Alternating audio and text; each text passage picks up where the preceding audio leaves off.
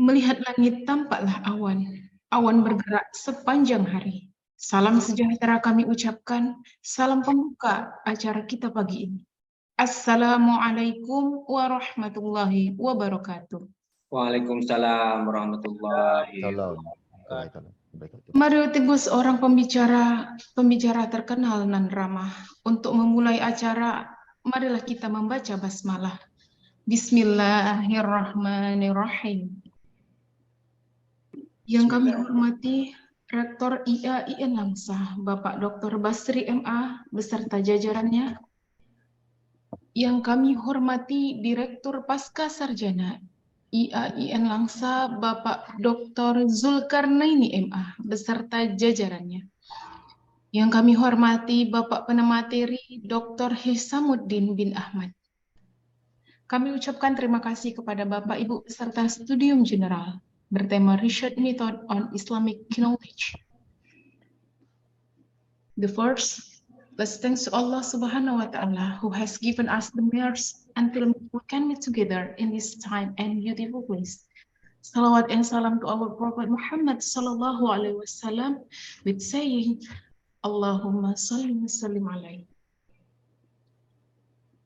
Pada pembukaan kali ini, hendaklah kita membaca Al-Fatihah agar insya Allah acara kita kali ini mendapat keberkahan dari Allah Subhanahu wa Ta'ala. Iqra'na Fatihah.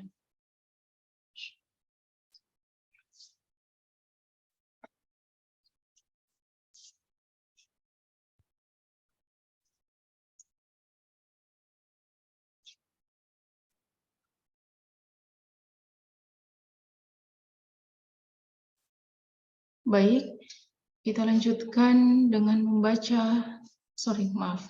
menyanyikan lagu Indonesia Raya dan dilanjutkan dengan Mars IAIN Langsa.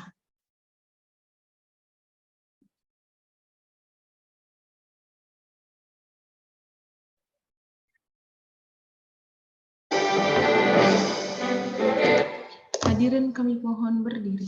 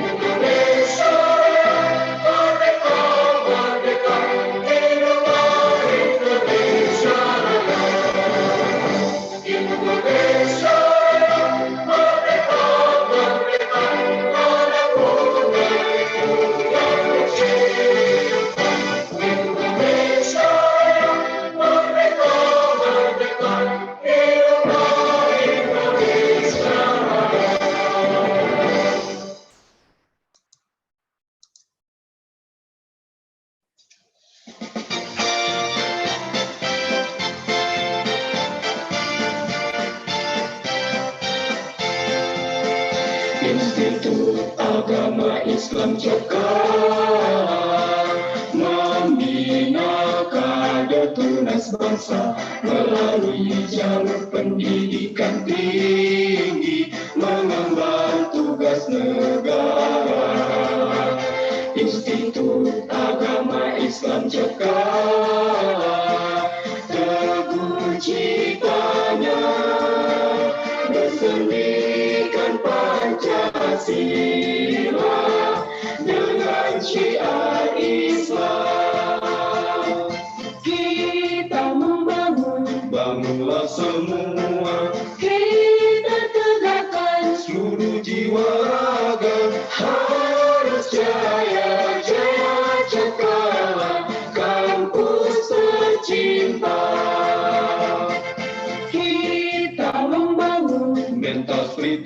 ritualnya, kita tegakkan seluruh aparatnya, tetap jaya, jaya cekala di kota Langsa. Amalkan tridharma perguruan tinggi, sang-sang masa depan. Teguh kuku di kancah pembangunan, majulah cekala. Kita membangun, bangunlah semua. Kita tegakkan seluruh jiwa raga, harus jaya, jaya cekala, kampus tercinta. Kita membangun mental spiritualnya, kita tegakkan seluruh aparatnya, tetap jaya, jaya cekala di kota Langsa. Amalkan tridharma perguruan tinggi, sang-sanglah masa depan. Teguh kuku di kancah pembangunan,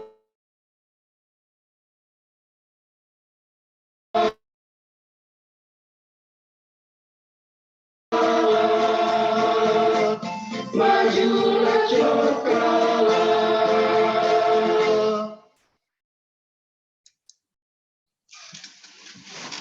Hadirin dimohon duduk kembali.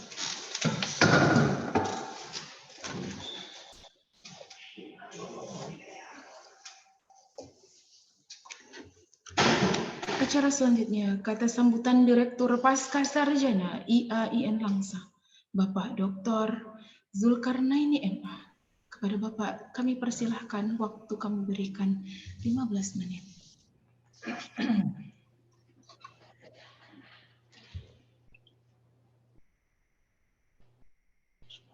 Assalamualaikum warahmatullahi wabarakatuh. Waalaikumsalam. Assalamualaikum warahmatullahi wabarakatuh. Alhamdulillahirabbil alamin. Allahumma shalli wa sallim ala sayyidina Muhammad wa ala alihi wa sahbihi ajma'in. Amma ba'du. Yang terhormat Bapak Rektor, Bapak Wakil Rektor, yang kami muliakan, tamu kita Bapak Ustaz Dr. Hishamuddin bin Ahmad dari Universiti Pendidikan Sultan Idris, UPSI, Malaysia. Selamat datang Pak Dr. Hishamuddin ke IAIN Langsa. Terima kasih Pak Doktor. Sarjana IAIN Langsa. Walaupun melalui Zoom ya, mudah-mudahan suatu waktu kita akan bertemu offline insyaallah. Oh, insyaallah. Yang kami hormati Bapak-bapak Ketua Prodi di Pasca Sarjana IAIN Langsa, kemudian Bapak Dr. Miswari yang mengorganize atau sebagai host dalam acara Studium General hari ini, Ibu Dede Nur Siti Khadijah MPD yang sudah bersedia sebagai moderator, Bapak-bapak, Ibu-ibu, para kolega, teman, para mahasiswa, mahasiswi semuanya yang telah bergabung dalam Zoom meeting Studium General tentang research method atau metodologi penelitian tentang ilmu keislaman. Dapat kami sampaikan kepada Pak Dr. Hishamuddin bahwa IAIN artinya atau singkatannya Institut Agama Islam Negeri yang pendidikannya fokus pada studi-studi keislaman. Dan kita memang merencanakan ke depan untuk meningkatkan status Institut Agama Islam menjadi Universitas Islam Negeri seperti yang diceritakan Pak Miswari tadi. Ada UIN Universitas Islam Negeri Jakarta, UIN Jogja, UIN Malang, dan sebagainya. Kita masih pada level institut. Jadi institut itu terbatas pada satu bidang kajian, yaitu khusus ilmu-ilmu keislaman. Di pasca sarjana, kita ada 3 program studi, yaitu pendidikan agama Islam, hukum ekonomi syariah, dan hukum keluarga Islam. Sedangkan di S1, karena ada juga sebagian dari mahasiswa S1 yang bergabung. Di S1 ada Fakultas Syariah, ada Fakultas Hukum Islam, Fakultas Ekonomi dan Bisnis Islam, Fakultas Usuluddin Adab dan Dakwah, Fakultas Pendidikan atau Ilmu Kependidikan. Jadi pada hari yang berbahagia ini akan lebih banyak mahasiswa pasca sarjana yang bergabung bersama kita, bersama dosen-dosen yang ada kelonggan waktu, juga mahasiswa-mahasiswa S1 yang tidak mengikuti kuliah. Pada kesempatan ini kita buka kesempatan untuk bergabung dalam kajian ini, sebab kami percaya bahwa kajian metodologi itu sangat penting sekali. Semua bidang ilmu membutuhkan pengetahuan tentang metodologi agar kita tidak keliru. Ya. Metodologi itu artinya akan jalan. InsyaAllah Pak Ustaz Dr. Syamsuddin akan memberikan penjelasan secara lebih mendetail nanti. Metodologi dalam kajian Islam memang sudah dikenal sejak awal. Para pengkaji ilmu tafsir, ilmu hadis, mereka adalah orang-orang atau para ulama yang pengetahuannya cukup banyak berkembang dalam soal metodologi, sehingga aspek-aspek yang berbeda dari kajian Islam membutuhkan metodologi-metodologi tersendiri. Yang kadang-kadang kita menemukan ulama kita yang ahli hadis, mereka punya pengetahuan yang cukup mendalam tentang metodologi kajian hadis ini. Demikian juga dalam bidang tafsir misalnya, atau bidang-bidang yang lain, bidang tasawuf, mereka mengembangkan metodologi-metodologi tersendiri yang kadang-kadang juga bertemu dengan ikhtilaf, perbedaan-perbedaan pendapat yang semuanya bisa memperkaya khazanah pengetahuan kita tentang ilmu-ilmu keislaman yang cukup beragam. Dalam kehidupan modern tentu saja metodologi ini sudah dikembangkan oleh para ahli secara sangat luar biasa, sehingga research method atau methodology, research methodology ini dikembangkan dalam berbagai bidang ilmu pengetahuan. Dalam bidang Islamic Studies, karena kita Islamic Studies ini sudah merambah dunia timur dan barat karena berbagai latar belakang historis, latar belakang perkembangan ilmu pengetahuan, sehingga Islamic Studies atau studi-studi ilmu keislaman ini sudah sangat luas sekali dikaji oleh orang-orang dengan background keyakinan yang bahkan berbeda-beda, dengan background pengetahuan yang tidak sama. Tentu saja sudah melahirkan metodologi-metodologi yang juga cukup kaya, ya, cukup banyak aspeknya dan cukup kaya sistem yang digunakan untuk melakukan kajian ini. Misalnya dalam studi hadis ada pendekatan historis, ada pendekatan-pendekatan yang lain yang dilakukan, dan pendekatan historis itu sendiri juga bermacam-macam. Dalam studi tafsir ada pendekatan tasawuf, ada pendekatan filosofis, ada menggunakan pendekatan ilmu yang lain. Di sini kita melihat bahwa kajian-kajian ilmu keislaman itu sudah sangat kaya dengan metodologi. Yang kemudian kadang-kadang karena terlalu kayanya, barangkali bisa jadi bagi sebagian metodologi ini menjadi sesuatu yang membingungkan kadang-kadang. Karena tapi saya kira tidak harus membingungkan, sebab apa yang kita sebut dengan metodologi itu sebenarnya adalah jalan. Nah, tentu saja kita harus memilih jalan menuju suatu objek, menuju suatu kajian, menuju suatu tempat. Kalau memang keliru jalannya, barangkali bisa belok ya melalui jalan yang lain yang juga pada akhirnya akan sampai pada tujuan. Tapi kadang-kadang metodologi ini menjelaskan kepada kita mana jalan yang lebih baik, mana jalan yang lebih tepat, mana jalan yang lebih benar. Sehingga konsekuensi dari metodologi ini adalah pengetahuan tentang satu objek itu bisa akurat atau tidak akurat, bisa menimbulkan banyak pertanyaan atau bisa meyakinkan. Jadi metodologi ini dalam kajian keislaman sungguh merupakan satu bidang ilmu yang sangat-sangat penting sekali. Oleh karena itu kami mengundang ya, mengajak Pak Ustadz Dr. Hisamuddin ini untuk bisa memberikan kuliah kepada kita di bidang metodologi ini yang saya kira Pak Dr. Hisamuddin ini sudah cukup luas atau sudah bidang kepakarannya dalam bidang riset ini sudah sangat mendalam sekali. Mudah-mudahan pertemuan kita kali ini akan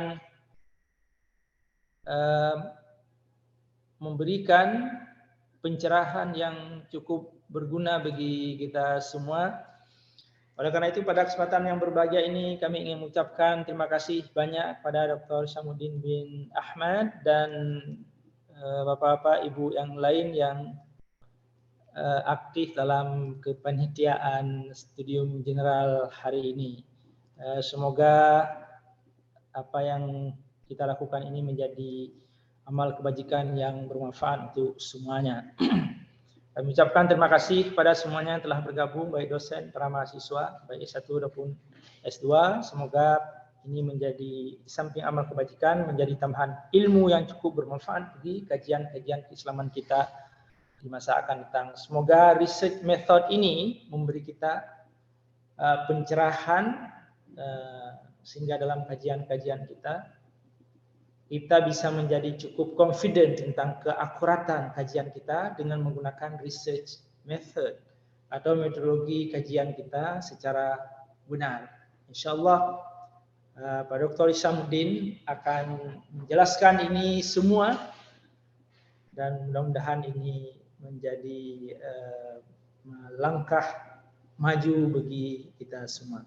Sekali lagi terima kasih dan kami dari pihak Pasca Sarjana mohon maaf mana ada kekurangan. Kami akhiri sambutan ini. Wabillahi taufiq wa hidayah. Wassalamualaikum warahmatullahi wabarakatuh. Waalaikumsalam warahmatullahi wabarakatuh. Terima kasih kami ucapkan kepada Bapak Direktur Pasca Sarjana Institut Agama Islam Negeri Langsa, Bapak Dr. Zulkarnaini. Pagi hari makan kelapa besar sama Pak Mamat. Kita masuki acara selanjutnya, pemaparan materi oleh Bapak Dr. Hisamuddin bin Ahmad. Sebelumnya kami akan membacakan sedikit kurikulum vitae dari beliau. Nama beliau Dr. Hisamuddin bin Ahmad. Ini kalau bahasa Indonesia Hisya apa Hiso ya? Karena dia kan kalau Hisya pakai Sya dia SYA kalau di Indonesia kan cemtu kan Pak. Kalau dia So SHA gitu. Jadi kayak Hisamuddin ya. Karena salah arti bahasa Arab salah maknanya. Jadi nama beliau Dr. Hisamuddin bin Ahmad dengan nomor telepon 015 4879 7256. Beliau berasal dari Faculty of Human Development, University Pendidikan Sultan Idris UPSI, Malaysia. A lecturer from the Faculty of Human Development, University Pendidikan Sultan Indonesia, Tanjung Malim, Perak, Malaysia. Specialist in Educational Mainstream and Assessment. Item Response Theory, luar biasa ya. Beliau tahun 1997, Sijil Teknologi Makmal Perubatan atau bertaraf diploma. Teknologi Makmal Perubatan. College Teknologi Makmal Perubatan Kuala Lumpur. itu diploma ya. Kemudian dia juga melanjutkan diploma Sains Kesehatan dengan pendidikan Sains Kesehatan dan Pendidikan University Industri Selangor. Tahun 2008 beliau melanjutkan sekolah di Skill Lab and Simulation Teaching University of Hertfordshire. Tahun 2009 beliau sarjana muda sains bioperubatan dengan kepujian. Masya Allah. Sains bioperubatan Universiti Kebangsaan Malaysia. Tahun 2011 beliau tamat sarjana pendidikan dengan bidang pendidikan Universiti Terbuka Malaysia. Tahun 2016 yang lalu beliau berhasil menyelesaikan sekolah di Doktor Falsafah atau Pengukuran Pendidikan Universiti Pendidikan Sultan Idris Malaysia. Dengan berbagai dan macamnya publikasi research luar biasa banyak sekali, insyaallah, and supervision for editor journal and consultation. Mungkin itu saja. Kalau kami bacakan satu-satu mungkin bisa seharian. Masya Allah. Kepada Bapak kami persilahkan. Ya, Bismillahirrahmanirrahim. Assalamualaikum warahmatullahi taala wabarakatuh. Waalaikumsalam. Alhamdulillahirrahmanirrahim. Wassalatu wassalamu ala asyrafil anbiya'i wal mursalin wa ala alihi wa sahbihi ajma'in. Amma ba'du. Ya, alhamdulillah. Terima kasih kepada Ibu Dedek Nur Siti Khadijah sebagai moderator, kepada Bapak Dr. Zulkarnaini sebagai Director Pasca Sarjana Institut Agama Islam Negeri Langsa. Bapak, terima kasih kerana sudi hadir. Terima kasih menjemput saya. Kepada Bapak Dr. Miswari sebagai host tadi, terima kasih berbual-bual, ngobrol dengan saya tadi sebelum kita bermula. Terima kasih juga kepada Dr. Mulyadi yang sebagai ketua jurusan program Pasca Siswaza, dan juga tidak lupa kepada Rektor Institut Agama Islam Negeri Zawiyah Chot Kala Langsa di Aceh, Indonesia, iaitu Bapak Dr. H. Basri Ibrahim. Terima kasih Bapak kerana juga rakamkan terima kasih saya daripada UPSI, Universiti Pendidikan Sultan Idris, kerana menjemput saya. Jadi kepada dosen-dosen, kepada ibu-ibu, bapa-bapa dan semua pelajar-pelajar pasca sarjana yang sudi bersama-sama, yang sudi bergabung dengan kita pada pagi ini. Jadi saya harap line internet kita baik ya, tidak ada masalah terputus-putus. Okey kan, saudari moderator? Ya. Terima kasih. Kalau ada putus-putus nanti terus bagi tahu saya. Okey, saya nak sharekan slide sekarang. Sekejap ya.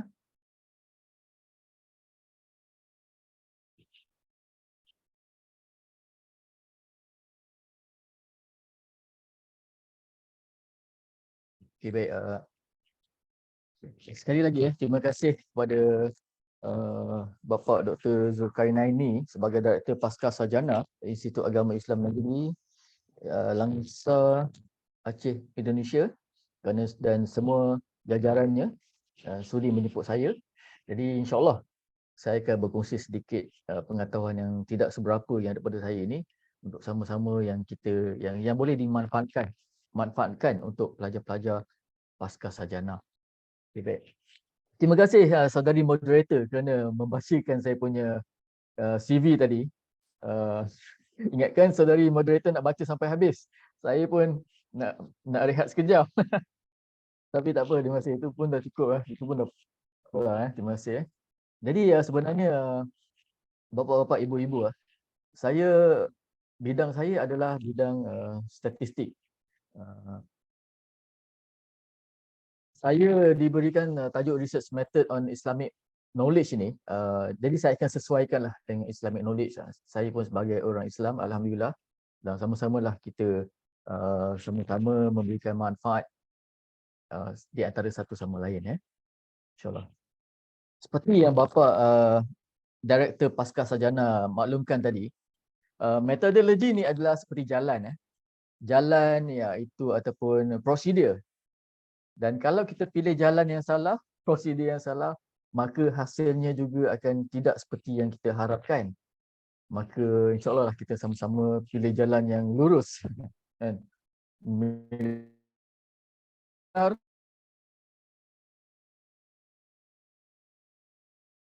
Betul yang seperti Bapak Director Pasca Sarjana bagi tahu tadi, kita ada pelbagai pendekatan, pelbagai metod dan kepelbagaian kaedah, metod ini menyebabkan dia terlalu kaya. Terlalu kaya dan akhirnya membingungkan kita. Terlalu kaya, akhirnya membingungkan kita. Jadi sebab tu, hari ini saya nak buat secara casual saja.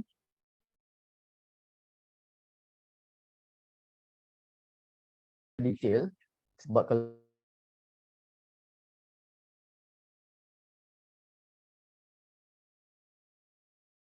ada apa-apa persoalan nak tanya saya in between, just stop and ask. No problem. Stop and ask saja. Saya okey. Saya sediakan slide ini untuk 3 jam. Tapi saya dapat tahu moderator saya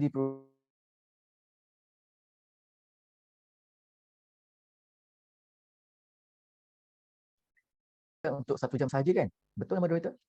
Ibu Dedek Nur Siti Khadijah, saya? Ya Pak, 60 minit je. 60 minit, okey. 60 minit Okey baik, saya akan cuba sebaik mungkin untuk mencapai itu. Baik. Okey baik. Jadi saya insyaAllah saya akan sesuaikan ke dalam Islamic knowledge walaupun ini secara general saja saya sharekan kepada ibu-ibu dan bapa-bapa. Okay. Penyelidikan ni adalah sesuatu yang memerlukan proses dan jalan. Yang Bapak Dr. Zulkarnaini bagi tahu tadi, dia ada jalan dia. Jadi ini antara jalan yang paling ringkas, iaitu apabila kita nak melakukan sesuatu kajian, baik dari segi aspek apapun, termasuklah aspek penyelidikan dalam bidang Islam. Jadi kalau kita nak buat kajian, kita kena cari apakah persoalan-persoalan yang mungkin timbul, yang membolehkan, yang menyebabkan kita perlu menjalankan kajian. Selepas kita dah tahu persoalan-persoalan yang timbul, yang mungkin kita nak selesaikan, maka kita bermulalah untuk memungut data dan akhirnya kita membuat analisis untuk menjawab persoalan yang timbul awalnya tadi. Dan akhirnya, di hujung kajian kita, kita akan dapat dapatan kajian ataupun hasil kajian yang sepatutnya menjawab kepada persoalan kajian kita yang awal-awal tadi dan akhirnya memberikan kita ilmu baru untuk kita memperbaiki atau menambah baik perkara ataupun prosedur ataupun sistem yang sedia ada. Okay. Ini adalah yang paling simple. Tapi kalau lebih detail sedikit, lebih banyak sedikit, kita ada yang daripada peringkat awal, macam ni saya nak buat ni. Bermula daripada kita mengenal pasti masalah kajian. Contohnya di dalam bidang keislaman, yang paling simple, kita pun dah nak sampai ke bulan Ramadan, maka antara masalah kajian kita adalah mungkin terdapat di antara kita punya rakan-rakan masyarakat kita yang tidak berpuasa di bulan Ramadan. Jadi di situ kita nak kena pasti apakah punca-punca yang menyebabkan terdapat orang Islam yang tidak berpuasa tanpa sebab. Kalau yang perempuan yang tidak boleh berpuasa itu lain. Ini yang memang boleh berpuasa tetapi dengan sengaja tidak berpuasa. Maka itu persoalannya. Kenapa? Kenapa mereka tidak berpuasa? Maka itu telah menjadi satu masalah kajian kepada kita. Maka kita itu contoh saja. Ada contoh yang lain lagi tapi saya ambil contoh yang berpuasa sebab bulan Ramadan pun dah nak sampai kan.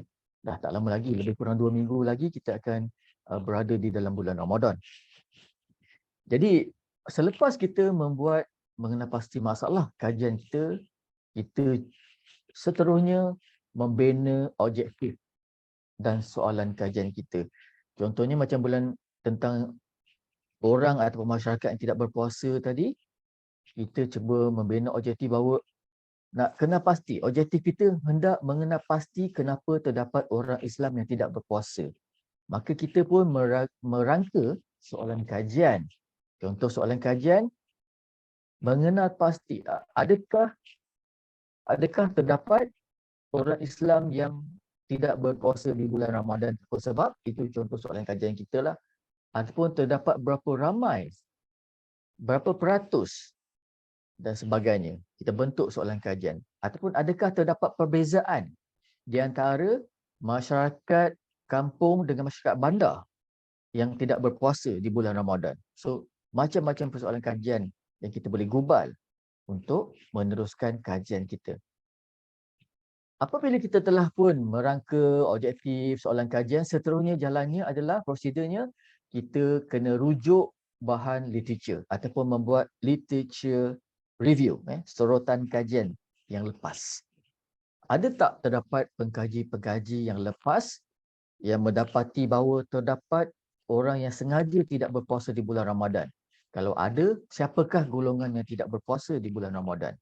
Kenapa? Mesti ada kajian-kajian lepas. Maka kita kena membaca daripada kajian-kajian lepas. Apabila saya cakap kajian lepas, bermaksud kita boleh dapatkan sumber daripada internet, kita dapatkan sumber daripada bacaan artikel, daripada jurnal, ataupun surat khabar dan sebagainya. Ada banyak. Seterusnya, prosedurnya adalah kita mereka bentuk kajian. Mereka bentuk kajian ni ada banyak. Sama ada kita nak buat dengan kaedah tinjauan ke, termobual ke, ataupun menggunakan kaedah atau metod kuantitatif, kualitatif ataupun mixed method. Itu bergantung kepada soalan ataupun masalah kajian kita. Seterusnya, kita kena membina instrumentasi. Kalau dalam kajian yang berbentuk kuantitatif, maka kita kena bina instrumentasi ataupun kita boleh dapatkan instrumentasi daripada kajian lepas. Instrumentasi ni sebenarnya adalah soalan ataupun satu set soalan kajian ataupun satu set soal selidik yang kita berikan kepada responden dan kemudian responden memberi maklum balas kepada kita. Dan instrumentasi ni juga boleh jadi dalam bentuk soalan yang dalam bentuk open-ended question. Maksudnya kita tanya soalan kepada responden dan itu adalah sebenarnya instrumen kita dan akhirnya responden memberikan jawapan kepada persoalan kita dan kita boleh rekod gunakan voice recorder ataupun handphone atau sebagainya. Dan selepas itu, of course, kita kena kumpul data-data kita dan selepas kita kumpul data kita tu, kita kena buat analisis data. Analisis data secara kuantitatif berbeza kalau kita menggunakan kaedah kualitatif. Nanti saya akan tunjukkan. Dan akhirnya kita akan mendapat hasil kajian yang kita boleh guna pakai untuk mencadangkan penambahbaikan ataupun memberikan maklumat kepada masyarakat ataupun apa saja yang berguna kepada kita punya stakeholders. Dah tentu apabila kita membuat kajian, kita hendak memberikan manfaat kepada stakeholders ataupun sekurang-kurangnya menambahkan ilmu kepada kita ataupun memberikan sumbangan ilmu kepada institusi tempat kita belajar dan itu juga sebenarnya adalah sumbangan pelajar kepada institut. Penyelidikan juga sebenarnya adalah satu sumbangan, bentuk sumbangan pelajar-pelajar kepada institut. Okay, baik, seterusnya kita bermula dengan sedikit overview tentang bagaimana kita nak merangka persoalan kajian. Persoalan kajian ni adalah statement yang kita kena rangka. Kalau dalam bentuk penulisan, dah tentu kita kena tulis per masalah kajian ini ataupun research problem. Pertama sekali kita kena pasti. Saya ambil contoh tadi berpuasa di bulan Ramadan supaya kita senang kita punya flow tu senang. Yang ideal mengikut surah Al-Baqarah, saya tak ingat ada huruf ayat ke berapa, Allah Subhanahu Wa Taala mewajibkan semua umat Islam berpuasa. Itu yang ideal. Dan sebagai umat Islam, apa yang ideal adalah kena berpuasa wajib berpuasa di bulan Ramadan. Wajib berpuasa. Itu yang ideal. Tetapi yang realitinya terdapat umat Islam ataupun golongan orang Islam yang tidak berpuasa di bulan Ramadan. Jadi implikasinya adalah apa? Implikasinya adalah umat Islam tersebut telah tidak mengikut suruhan Allah Subhanahu Wa Taala yang mewajibkan umat Islam berpuasa di bulan Ramadan, dan ini memberikan implikasi kepada orang bukan Islam yang melihat kenapa terdapat orang Islam yang tidak berpuasa di bulan Ramadan, sedangkan terdapat ayat dalam surah Al-Baqarah yang mewajibkan umat Islam agar berpuasa, maksudnya wajib berpuasa di bulan Ramadan. So implikasi dia antaranya memberikan persepsi negatif kepada orang bukan Islam. Apa lagi implikasinya ataupun akibatnya? Berdosa dan sebagainya. Maka so what maksudnya adalah, maka satu kajian akan dijalankan untuk mengkaji adakah terdapat golongan ataupun umat Islam yang tidak berpuasa di daerah ataupun di provinsi Aceh ataupun di Langsa Aceh ataupun secara lebih kecil lagi di Institut Agama Islam Negeri di kalangan pelajar ataupun sebagainya. Jadi skop kajian kita boleh berbeza. Dari skop institut, dari skop sekolah, dari skop madrasah, dari skop provinsi, dari skop negeri, dari skop negara. So terpulang. Bermaksud kalau skop tu lebih besar, maka kos yang terlibat dan masa yang terlibat akan lebih besar dan banyak. Kalau skop lebih kecil, maka kos akan lebih kecil. Jadi itu terpulang kepada bajet penyelidik. Kalau pelajar pasca siswaza, saya tak fikir pelajar sepatutnya buat di peringkat Aceh ataupun di peringkat Indonesia, sebab itu akan memerlukan belanja yang ataupun bajet yang sangat besar yang mungkin tidak dapat ditanggung oleh pelajar. Jadi mungkin kalau pelajar pasca siswa kita sebut pasca sarjana, di sini kita sebut sebagai pasca siswaza. Maafkan saya kalau saya tersebut pasca siswaza, tapi boleh juga disebut sebagai pasca sarjana. Jadi saya cadangkan kepada pelajar pasca sarjana untuk membuat penyelidikan dalam skop yang lebih kecil, contohnya membandingkan Institut Agama Islam Negeri dengan UIN Malang contoh. Alhamdulillah saya pernah sampai di UIN Malang juga. Maka boleh bandingkan kadar ponting puasa. Ponting tu maksudnya tidak berpuasa lah, nak melihat institut mana yang ada ponting puasa lebih tinggi dan sebagainya. Maka apabila kita dapat hasil kajian, maka langkah-langkah tertentu kita boleh ambil lah. Contoh kalau kita dapati terdapat ramai pelajar-pelajar ataupun mahasiswa yang tidak berpuasa di sesuatu institut ataupun universiti, maka kita boleh membuat satu langkah ataupun memberi awareness kepada mereka supaya berpuasa itu adalah satu perkara yang wajib bagi umat Islam. Okey. Ini contohnya, saya akan sharekan materi ini nanti supaya ibu-ibu dan bapa-bapa pelajar-pelajar sekalian boleh lihat untuk melihat contoh-contoh ini. Okey. Setelah kita mengenal pasti masalah kajian, barulah seterusnya kita boleh merangka, mencadangkan tajuk kajian yang biasa dilakukan oleh mahasiswa-mahasiswa, pelajar-pelajar pasca siswaza, pasca sarjana di mana-mana pun di dunia ini. Biasanya mereka akan mulakan dengan tajuk kajian, which is wrong. Sepatutnya tajuk kajian ini berlaku selepas kita mengenal pasti masalah kajian, bukan sebelum masalah kajian. Kesannya apabila kita menetapkan tajuk kajian dahulu berbanding yang lain, maka di situlah timbulnya macam mana pelajar ataupun penyelidik tersebut nak merangka masalah kajian. Itu dah jadi satu masalah. Masalah diri penyelidik. Jadi saya cadangkan aturan yang betul, jalan yang betul seperti yang Bapak Dr. Zulkarnaini bagi tahu tadi, kita kena ikut jalan yang betul. Tentukan masalah kajian dulu dan sebelumnya barulah kita merangka tajuk kajian. Tajuk kajian ini dia bukan sesuatu yang fix. Kita boleh ubah dia. Even selepas Viva, selepas di penghujung pengajian pun, tajuk kajian ni boleh diubah untuk menyesuaikan dengan masalah kajian dan juga objektif kajian. Itu masalah kajian. Jadi walau bagaimanapun selepas kita kenal pasti masalah kajian, kita boleh tentukan ataupun mencadangkan tajuk kajian. Dan pemilihan tajuk kajian ini merupakan permulaan awal selepas masalah kajian kepada penyelidik untuk menjalankan kajian. Untuk ibu-ibu, bapa-bapa dan pelajar-pelajar, untuk makluman semua, apabila kita mula menulis, kita akan sentiasa merujuk kembali kepada masalah kajian dan tajuk kajian. Okay.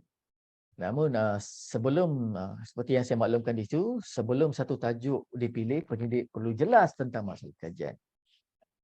Dari masalah kajianlah tajuk kajian akan dibentuk dan dapat dirumuskan dengan berkesan. Okay. Okey. Ada nak tanya soalan? Silakan kalau ibu-ibu, bapa-bapa, pelajar-pelajar, kasih Ustazah nak tanya, silakan tanya saja. Saya akan terus saja jawab Tapi nak tunggu pun boleh juga tak ada masalah. Jadi sebaiknya apabila seorang pelajar hendak memilih tajuk kajian, sepatutnya tajuk kajian itu datang daripada pelajar itu sendiri. Jangan pelajar tu datang kepada dosen, dosen bapa, boleh tak bapa tolong saya cadangkan satu tajuk kajian yang bagus, jadi itu tidak akan menjadi. Apabila dosen mencadangkan satu tajuk kajian kepada pelajarnya, maka pelajar akan menemui masalah.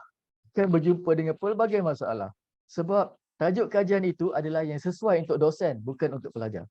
Jadi saya cadangkan, tajuk kajian mesti datang sendiri daripada pelajar, bukan cadangan daripada dosen. Saya sebagai dosen pun tidak pernah mencadangkan tajuk kajian kepada pelajar, sebab saya tahu tajuk yang saya cadangkan tidak akan mampu dibuat oleh pelajar.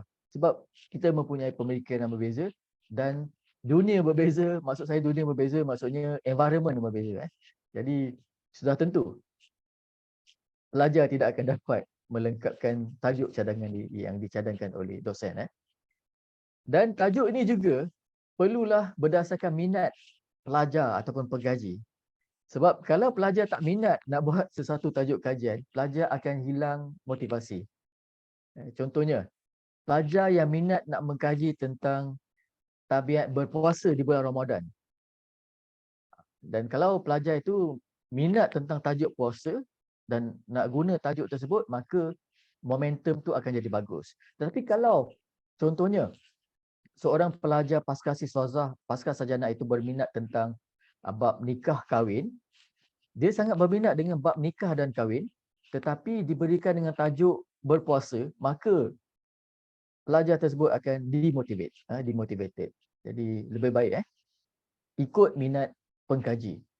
Sesuaikan dengan bidang kepakaran penyelia. Jika pelajar ada penyelia, bidang ataupun tajuk yang dipilih itu kena sesuai dengan bidang kepakaran penyelia. Contohnya, dosen yang menjadi penyelia pelajar itu adalah pakar dalam bidang tasawuf. Jadi kenalah pilih tajuk ataupun masalah kajian yang berkaitan dengan bidang tasawuf ataupun usuluddin dan sebagainya. Dan kalau boleh cari tajuk yang mainstream, tajuk yang memang menjadi trending, yang terkini, yang later. Jangan cari tajuk yang lama-lama. Dalam bidang Islam ni banyak tajuk-tajuk yang baru yang boleh diketengahkan. Isu-isu tentang umat Islam yang boleh dibuat kajian, yang seterusnya boleh dicadangkan penambahbaikan. Saya sangat suka membaca topik-topik tentang Islamic, global Islamic issue dan seterusnya. Kajian-kajian sebegini akan dah tentu memberikan insight kepada pembaca untuk menjadi umat Islam yang lebih baik lagi. Ini adalah seterusnya kita membentuk soalan kajian. Membentuk soalan kajian daripada masalah kajian dan objektif kajian. Dia mestilah inline. Okay. Objektif kajian dan soalan kajian mestilah inline. Dia kenalah tally. Dia tak boleh tak tally, dia kena inline. Kalau objektif kajian tentang berpuasa, soalan kajian pun mestilah tentang berpuasa. Dia kena inline. Okay. Soalan kajian pertama kena inline dengan objektif kajian pertama. soalan kajian kedua kena inline dengan objektif kajian kedua dan begitulah seterusnya. Dan soalan-soalan kajian ni mestilah boleh dijawab oleh pelajar. Okey, kalau pelajar menggubal ataupun membentuk soalan kajian itu mestilah boleh dijawab oleh pelajar ataupun penyelidik. Jangan reka soalan kajian yang tidak boleh dijawab oleh pelajar. Contoh, soalan kajian yang tidak boleh dijawab oleh pelajar. Contohnya pelajar yang berada di Malaysia ataupun Indonesia. Contoh. Okey. Adakah terdapat umat Islam di Finland yang tidak berpuasa di bulan Ramadan? Di Finland. Sedangkan kita berada di Indonesia dan di Malaysia. Maka bagaimana nak buat dekat Finland tu? Jadi jangan buat soalan kajian sebegitu sebab nanti pelajar pasca sarjana tak boleh nak jawab pun soalan kajian tu. Dengan kata lain, seperti yang saya nak highlight lagi, soalan kajian mestilah boleh dijawab oleh penyelidik ataupun pelajar pasca sarjana. Dan juga bukan saja boleh dijawab, boleh dianalisis. Pelajar sarjana ataupun penyelidik tahu bagaimana nak membuat analisis bagi menjawab persoalan kajian tersebut. Kalau kita sebagai penyelidik membuat satu soalan kajian dan akhirnya kita tak tahu bagaimana nak buat analisis kepada data untuk menjawab soalan kajian itu adalah sesuatu yang tidak baik. Itu akan memberikan masalah kepada kita. Jadi lebih baik mereka bentuk soalan kajian yang kita ada data, yang kita boleh analisis data tersebut dan akhirnya kita boleh produce dengan hasil ataupun output analisis yang membolehkan kita menjawab persoalan kajian tersebut. Okay. Dan selepas kita membuat soalan kajian di dalam bidang ataupun kaedah kuantitatif, dia ada hipotesis. Dan hipotesis tu tulisan dia lebih kurang macam ni. Yang pertama tu adalah H null tu adalah hipotesis null yang mengatakan bahawa tidak terdapat perbezaan min 1 dengan min 2. Tiada terdapat perbezaan. Yang kedua itu adalah H alternatif ataupun hipotesis alternatif. Hipotesis alternatif yang mengatakan bahawa terdapat perbezaan di antara min kumpulan 1 dan min kumpulan 2. Ini contoh. Dia ada banyak lagi. Ini contoh saja yang paling simple saya tunjukkan kepada ibu-ibu, bapa-bapa dan pelajar-pelajar pasca sarjana. Ini apabila kita merangka hipotesis dalam apabila kita menggunakan kaedah kuantitatif. Tapi kalau kita menggunakan kaedah kualitatif, maka kita hanya perlu tulis hipotesis alternatif pun dah cukup. Contohnya terdapat ramai orang yang tidak berpuasa di negara Finland, contoh. Itu hipotesis dalam kajian yang menggunakan kaedah kualitatif. Jadi kalau kualitatif dia tak perlu simbol-simbol macam ni lah. Tapi kalau kuantitatif kena tunjukkan simbol-simbol macam ni. Biasanya. Literature review. Setelah kita mengenal pasti objektif kajian, soalan kajian dan analisis hipotesis kajian dan seluruh analisis apa yang kita fikir kita nak buat, akhirnya kita kena mula dengan membuat literature review. Literature review ni adalah satu part yang paling kritikal, di mana apa gunanya literature review tu? Antaranya adalah untuk kita melihat dalam kajian-kajian, dalam aspek kajian kita ingin jalankan, adakah pernah tak orang buat kajian yang seperti yang kita nak buat? Kalau ada pernah orang buat, bagaimanakah cara orang tersebut buat? Adakah kajian yang lepas tu berlaku di Malaysia? Adakah kajian yang lepas itu berlaku di Indonesia? Kalau di Indonesia, adakah dia berlaku di Aceh? Adakah dia berlaku di Bandung? Adakah dia berlaku di Jakarta? Adakah dia berlaku di Jakarta? Dan sebagainya. Jadi literature itu kita perlu baca dan kita perlu sesuaikan dalam konteks kajian kita. Ataupun adakah teori-teori ataupun ayat-ayat dalam Al-Quran, surah-surah di dalam Al-Quran yang mengatakan, yang menyokong kajian kita ataupun kajian yang ingin kita jalankan. So kita kena baca. Contohnya tentang puasa. Ada selain daripada Al-Baqarah ayat, saya tengok ayat berapa, ada mengatakan tentang umat Islam diwajibkan berpuasa seperti umat-umat sebelumnya. Mungkin ada ayat lain yang mengatakan tentang wajibnya berpuasa. Jadi kena baca, kena buat literature, berbanding negara Indonesia dengan Malaysia, bagaimanakah bentuk puasa, berapa lamakah durasi berpuasa, adakah sama tempoh 30 hari, bermula pukul berapa di Malaysia, bermula pukul berapa di Indonesia, bermula pukul berapa hingga pukul berapa di Europe, di Eropah berpuasa tu bagaimana. And orang Islam di Eropah, biasanya saya pernah berada di UK, di University Hertfordshire di UK. Saya bermula berpuasa seawal pukul 4 pagi, 4 pagi waktu sana, dan berbuka puasa pada pukul 9 ataupun 8.30 malam. So lama tu durasi dia berpuasa di Eropah waktu tu berbanding di Malaysia. Malaysia mungkin lebih kurang 12 jam Tapi di Eropah macam ni, contoh di Kutub Utara, di Kutub Selatan, bagaimana orang di Kutub Utara dan Kutub Selatan berpuasa. Jadi pelbagai kajian penyelidikan yang kita boleh jalankan dalam bidang Islamic knowledge. Kemudian sebab ini kalau kita nak membuat kajian, penulisan tu kenalah komprehensif. Kena baca previous research yang berkaitan dengan topik kita. Dan kalau literature yang kita gunakan tu boleh jadi sama ada artikel, jurnal artikel, buku, Al-Quran dan apa saja source yang berkaitan. Dan sebaiknya juga yang terbaru ataupun latest. Saya pasti di Institut Agama Islam Negeri juga menekankan hal ini, iaitu literature review ataupun citations mestilah dalam durasi 5 years back. Iaitu kalau anda nak buat pada tahun ini, ibu-ibu, bapa-bapa, pelajar-pelajar pasca sarjana ingin menjalankan kajian pada tahun 2023, the latest ataupun paling lama artikel yang boleh diambil adalah 2019. Jangan ambil yang lebih lama daripada itu. Kecualilah Al-Quran dan hadis. Al-Quran dan hadis ni adalah ini forever for umat Islam.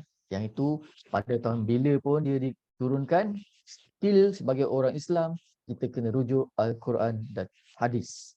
Okay. Contoh penulisan citation Al-Quran akan jadi lebih kurang macam yang seperti saya tunjukkan. Surah 15 ayat ke-25 contoh dan sebagainya. Itu contoh citation. Okey, kenapa kena buat literature ni?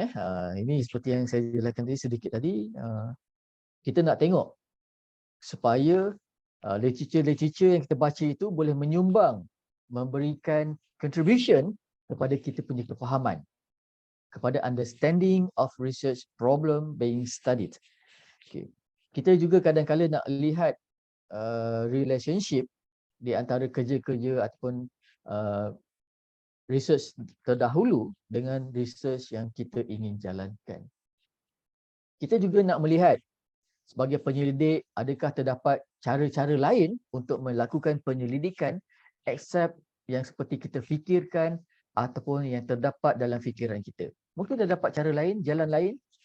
Mungkin kita berfikirkan jalan A, tetapi setelah kita membaca literature, kita dapati bahawa ada jalan B, ada jalan C, ada jalan D dan sebagainya. Ada banyak jalan lagi sebenarnya.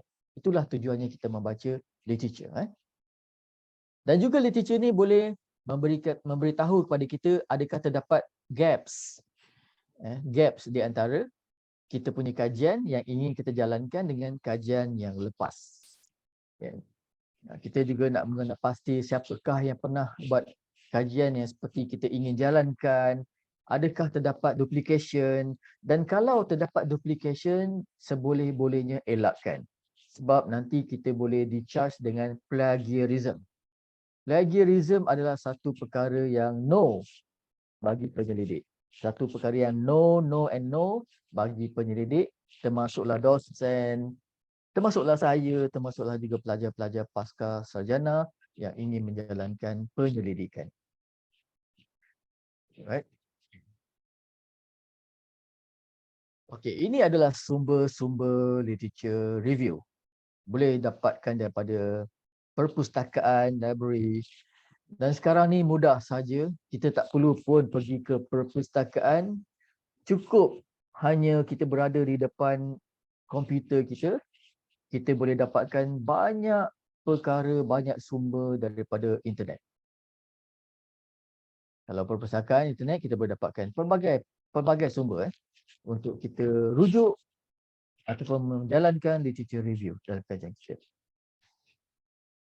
Okey, secara overview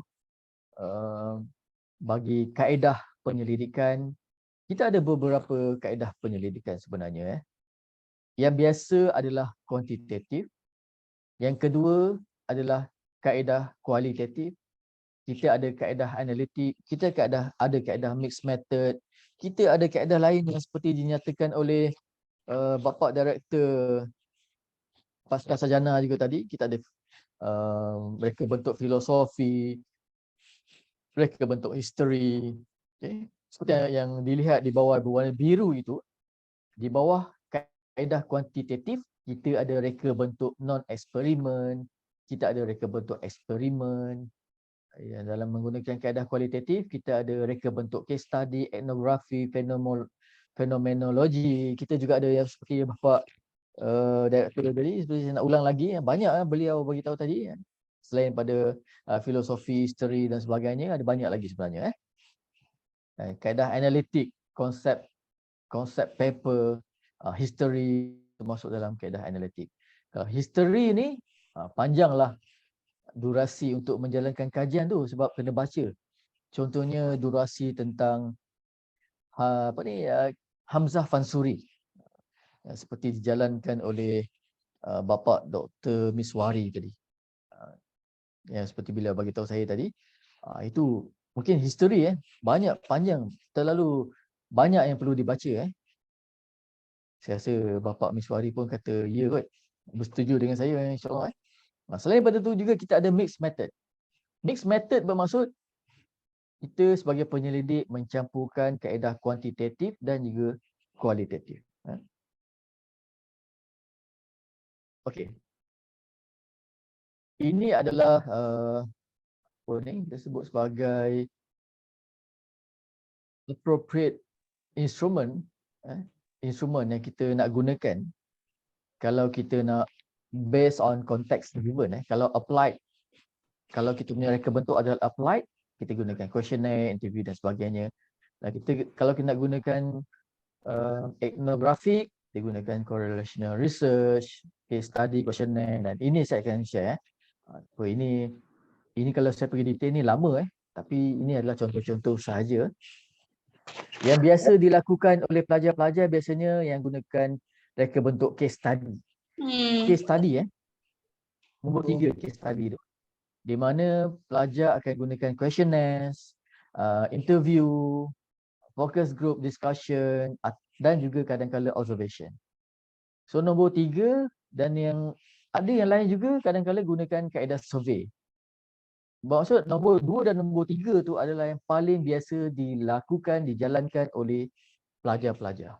Sebab itu lebih mudah berbanding dengan lain-lain.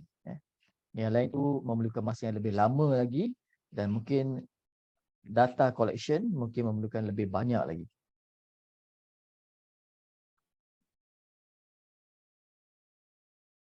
Right. Sebenarnya kalau kita memilih kaedah kuantitatif. Kaedah kuantitatif ni kalau kita ada instrumen, kita kena check instrumen kita. Kita kena check face validity, kena check content validity, criterion validity dan juga construct validity. So bagaimana nak semak validity ni? Nombor 1 dan nombor 2 itu kita boleh semak validity secara visual, secara visual sahaja. Tapi nombor 3 dan nombor 4 itu kita kena buat ujian statistik. Maka kalau pelajar-pelajar memilih reka bentuk ataupun kaedah kualitatif, maka memadai kalau menggunakan yang nombor 1 dan nombor 2 saja, iaitu face validity dan juga content validity. Kalau memilih kaedah kuantitatif, sekurang-kurangnya kena pilih nombor 1, 2, 3. Itu biasalah untuk dalam kajian. Okay, baik. Apabila kita telah membuat literature review, kita kena tahu bagaimana nak memilih sampel ataupun responden. Dan responden ini adalah subset adalah ataupun sebahagian daripada populasi ataupun population. Sample is a subset of a population. Okay. Contohnya, di Provinsi Aceh, katalah seorang penyelidik ataupun pelajar nak membuat kajian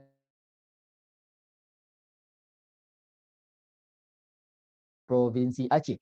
Tetapi pelajar ataupun penyelidik tidak mampu memilih keseluruhan populasi ataupun penduduk di Provinsi Aceh sebagai responden.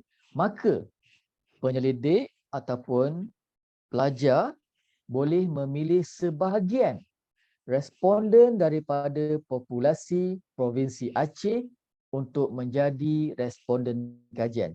Itu kita kenali sebagai sampling.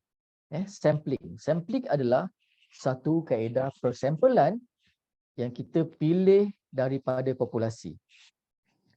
Dan cara memilih sampel daripada satu populasi yang besar, ada cara dia. Kita biasanya gunakan Craigie and Morgan. Contohnya kalau kita ada populasi penduduk di Aceh, katalah saya tak tahu ada berapa. Boleh tak sesiapa bagi tahu saya, berapakah populasi penduduk Provinsi Aceh? Sekitar 4 juta ya. 4 juta? 4 juta setengah mungkin ya. 5 juta setengah, okey. 5 juta setengah. Kalau mengikut jadual ataupun yang dicadangkan oleh Craigie and Morgan pada tahun 1970, kalau kita ada populasi sebesar 5 ataupun 5,5 juta, kita boleh memilih sampel sekurang-kurangnya 384 orang. Sekurang-kurangnya. Itu minimum The more the better lah. The more the better, of course. Tapi minimum sampling yang diperlukan untuk 5,5 juta orang penduduk adalah seramai 384 juta orang responden. Itu minimum. Kalau 1 juta berapa? 1 juta pun ada kiraan dia. Kalau penduduk seramai 1,000 orang, berapa dia punya sampling dia? Berbeza. Jadi kalau ada satu nilai yang besar, contoh macam 5.5 juta, sampel minimum diperlukan adalah 384 orang responden. Okay. Nanti ibu-ibu, bapa-bapa, pelajar-pelajar boleh semak jadual Craigie and Morgan 1970 untuk mengetahui berapakah nilai ataupun jumlah minimum sampel yang diperlukan untuk sebuah ataupun sesuatu populasi. Okey, kenapa kita kena buat populasi? Sebab kalau kita buat kajian, hasil dapatan kita itu, kita kena buat generalizing ataupun generalization. Okay. Sebab itu, kita punya persampelan tu kena betul. Ada pelbagai cara persampelan. Ini contohnya. Dan kalau kita nak buat persampelan, contohnya macam seperti awal-awal tadi, Bapak Dr. Miswadi ada bagi tahu saya di Langsa ada Melayu, ada rumpun Melayu, ada rumpun Minang, ada rumpun Aceh. Dan kalau kita nak buat persampelan, kita punya representatif untuk sampel itu perlulah merangkumi responden yang daripada rumpun Melayu, rumpun Minang dan juga rumpun Aceh. Tidak boleh ketinggalan mana-mana rumpun itu supaya hasil dapatan kita itu betul dan kita akhirnya boleh membuat generalization kepada populasi yang lebih besar. Okay. Ini adalah contoh persampelan. Saya ceritakan sedikit tentang persampelan, iaitu ada cara probability dan juga cara non-probability. Okay. Apabila kita memilih kaedah kajian yang menggunakan kaedah kuantitatif, maka kita kena memilih sampling secara probability. Kalau kita menggunakan kaedah kualitatif, maka kita boleh pilih kaedah non-probability. Antara kaedah probability adalah simple random, systemic random, stratified random, clustered random. Ada random, secara random. Random tu maksudnya secara rawak, random. Kena randomize. Tapi kalau non-probability ni, kaedah kualitatif, kita boleh gunakan kaedah convenience, quota, purposive ataupun snowball. Apa beza-beza semua ni? Ini contohnya kalau simple random. Katalah N besar ini adalah populasi dan N kecil ini adalah sampel. Simple random bermaksudnya, contoh kita pejam mata kita pilih beberapa orang daripada populasi itu sebagai sampel kita. Kita pejam mata dan kita pilih secara rawak, random. Itu simple random sampling. Kalau systemic random sampling,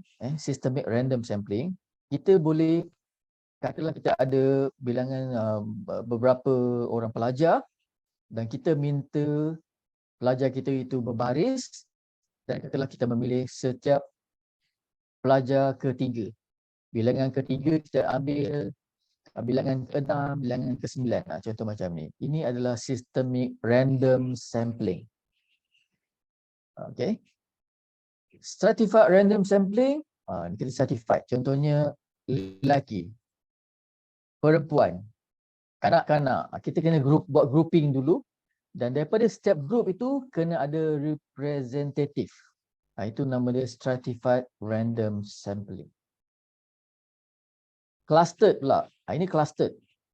Clustered bermaksud kita pilih mana-mana. Contohnya kita nak membuat satu kajian di negara Indonesia. Katalah ibu-ibu, bapa-bapa ataupun pelajar-pelajar nak membuat satu kajian yang mengambil kira skop negara Indonesia. Kalau gunakan stratified random sampling, bermaksud semua provinsi di negara Indonesia, penyelidik kena ambil sampel. Tetapi kalau clustered random sampling, tak perlu semua provinsi. Mungkin penyelidik mesti ada justifikasi nak memilih Aceh sahaja, Aceh ataupun Jakarta sahaja sebagai sampel untuk membuat generalisasi kepada negara Indonesia. Okay. Itu cluster. Cluster di mana penyelidik memilih beberapa provinsi saja. Seperti yang saya cakap tadi, contohnya Aceh dan Jakarta sahaja. Tapi kalau stratified, kena semua provinsi di Indonesia kena ada sampel. Aceh kena ada sampel. Mana lagi? Jakarta, Yogyakarta, Bandung, apa lagi? Provinsi semua Indonesia kena ada sampel. Itu stratified. Kalau clustered hanya beberapa sahaja. So itu perbezaannya antara stratified and clustered sampling. Okey, yang tadi saya jelaskan tadi semuanya untuk kajian apabila kita pilih kaedah kuantitatif. Tapi kalau kita memilih kaedah kajian yang menggunakan kaedah kualitatif, ini biasanya yang saya nampak dalam bidang Islamic knowledge, kita biasanya boleh gunakan lebih dalam bidang menggunakan kaedah kualitatif. Gunakan kaedah kualitatif dan pada saya lebih sesuai untuk bidang Islamic knowledge. Kenapa? Kerana Islamic knowledge ni, kita perlu lebih detail lagi.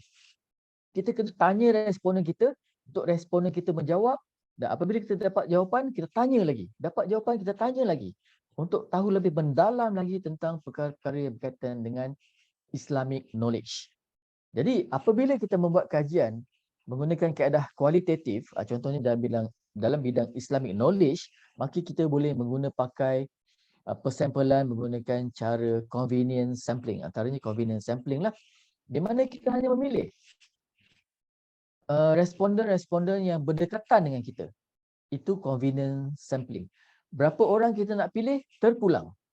Mungkin 3 orang, mungkin 5 orang, mungkin 10 orang, tetapi tidak seramai apabila kita memilih kaedah kuantitatif. Itu mudahnya kalau kita pilih kaedah kualitatif. Kita boleh pilih ikut suka hati kita. Convenient. Katalah kita nak pilih rakan sekerja kita. kita nak pilih jiran yang bersebelahan dengan rumah kita. Itu convenience sampling. Ada soalan nak tanya? Macam ada dengar soalan? Tak ada. Saya teruskan. Okey, ini kaedah kuota sampling. Kuota sampling contohnya kita tetapkan satu kuota. Contohnya kita hanya nak sampel kita tu mestilah di kalangan individu yang berumur 50 tahun dan ke atas.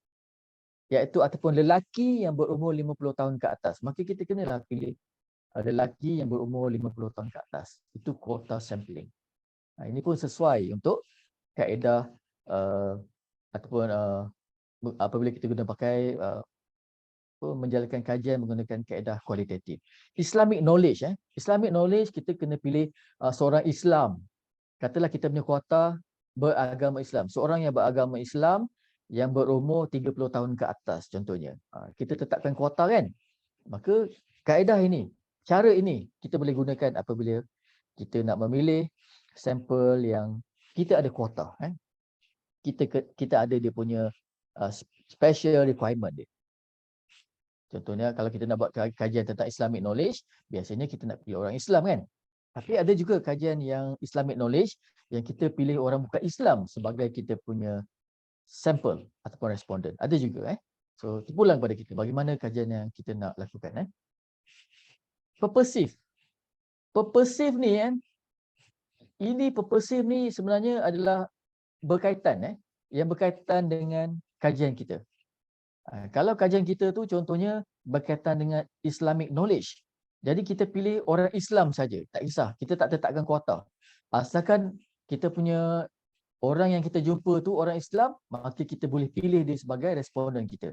Tak kisah perempuan, tak kisah lelaki, tak kisah berapa umur dia. As long as Islam. Ikut purpose kita. Ikut purpose kajian kita. Right. Jelas kan? Jelas kan? Saya teruskan. Ada satu lagi cara, iaitu snowball sampling. Snowball sampling ni adalah satu bentuk pemilihan sampel.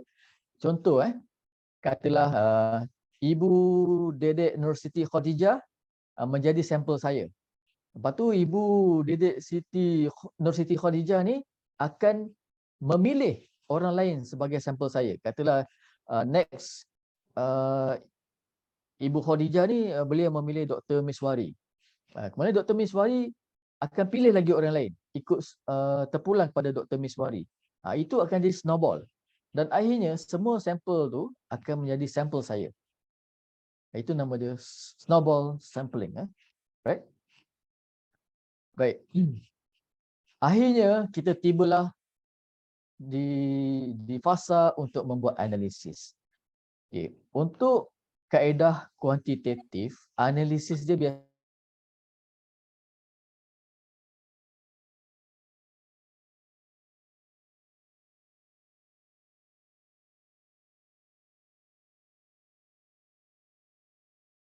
kuantitatif, maka ada cara lain. Kita boleh gunakan triangulation,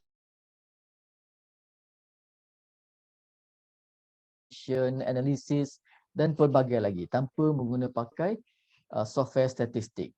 Mungkin ada software nama dia adalah NVivo.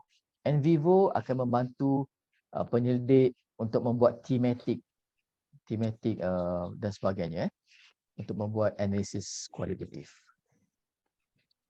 Dan akhirnya apabila kita membuat analisis ni, kita akan dapat output dan memberikan idea baru kepada kita. Idea baru, kita ada idea baru lah untuk membuat penambahbaikan daripada hasil kajian kita. Itulah kita nak dalam kajian, betul tak? Betul kan? Okay. Ini cara analisis deskriptif apabila menggunakan kaedah kuantitatif ada banyak. Antaranya adalah yang paling simple, deskriptif.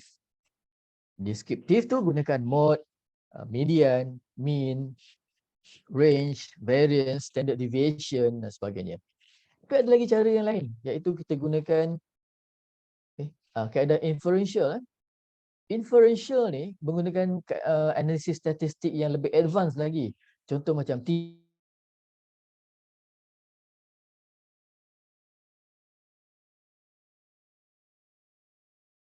selain daripada itu, kita juga boleh membuat analisis kualitatif. Kualitatif. Contoh macam ni lah. Kita nak mengkaji tentang customer service. di Institut Agama Islam Negeri di Langsa. Kita nak buat kajian menggunakan kaedah kualitatif tentang customer service di institut tersebut. Kita nak tengok apa perkara positif yang ada di situ, apa perkara negatif di situ. Saya cukup respect dengan Rustia ataupun host untuk program ini.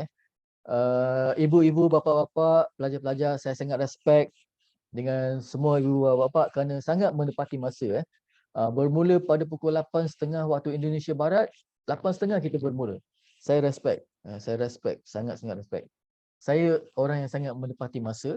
So perkara yang positif adalah timely, contoh nice, helpful. Yang negatif contohnya ada lain-lain negatif. Itu contoh kalau anda nak buat, kalau ibu-ibu apa-apa, pelajar-pelajar pasca sarjana nak buat kajian berkaitan customer service, ini adalah contoh thematic analysis. Ini lagi contoh lagi constant comparative. Ini dalam bidang ataupun menggunakan pakai kaedah kualitatif. Saya secara sincere, secara jujur, bidang saya adalah bidang kuantitatif. Walaupun yang ini saya pernah buat, tahu buat, tetapi saya jarang buat. Yang kualitatif ni saya jarang buat. Saya lebih kepada kuantitatif, gunakan statistik, gunakan software, t-test, correlation, multiple regression dan sebagainya. Okay. Ini contoh interpretasi output kalau kita membuat analisis menggunakan kaedah kuantitatif. Ini contohnya adalah Pratt sample t-test. Contohnya, kita nak buat kajian tentang kanak-kanak yang berumur di bawah 7 tahun sebelum didedahkan dengan satu program berpuasa di bulan Ramadan. Sebelum mereka berpuasa, didedahkan dengan program wajib berpuasa di bulan Ramadan, mungkin awareness mereka tentang berpuasa di bulan Ramadan itu kurang. Tapi setelah mereka didedahkan dengan program di mana Islam sebagai umat Islam wajib berpuasa di bulan Ramadan, maka murid ataupun individu ataupun kanak-kanak yang berumur 7 tahun ke bawah itu semakin bersemangat untuk berpuasa. Umur 2 tahun, 3 tahun pun dah berpuasa. Ini kita nak lihat perbezaan. Adakah terdapat perbezaan bilangan jumlah hari berpuasa di kalangan kanak-kanak berumur 7 tahun ke bawah di antara sebelum dan selepas diberikan dengan program awareness. Jadi kita bolehlah gunakan PET sample t-test ni untuk melihat perbezaan itu. Adakah terdapat perbezaan? Jadi banyak. Jadi semua ni perkara-perkara ni yang saya terangkan kepada tuan-tuan dan puan-puan, ibu-ibu, apa-apa, pelajar-pelajar pasca sarjana kat sini. Semua perkara ini kita boleh sesuaikan dengan konteks Islamic knowledge. Kajian dalam bentuk Islamic knowledge. Ada pelbagai bidang, pelbagai skop kajian yang boleh kita buat dalam bidang Islamic knowledge. Yang kita boleh guna pakai kaedah-kaedah ataupun reka-bentuk kajian yang seperti yang saya nyatakan tadi. Terlalu banyak. Okay, next ada ini independent sample t-test, contoh analisis statistik. Ini contoh lagi. Okay, dan saya rasa di situ saja, sampai di situ saja. Saya rasa dah sejam 60 minit betul saudari moderator Ibu Dedek Nur Siti Khadijah dah 60 minit kan? Ya. Okay. Cukup dah. 60 minit. Stop sharing. Ada sesi tanya jawab je. Saya ingin kembali kepada Ibu moderator. Silakan. Terima kasih kami ucapkan kepada Bapak Dr. Hisamuddin Ahmad selaku pemateri. Bukan bunga sembarang bunga di bawah jalan berdua. Kita masuki acara selanjutnya, sesi tanya jawab dari peserta. Kepada para peserta yang ingin bertanya, kami persilahkan mengacukan tangan atau raise hand. Bapak Ibu yang ingin bertanya, ada soalan tak? Alhamdulillah, masuk semuanya okey tu. Alhamdulillah. Ibu Siti,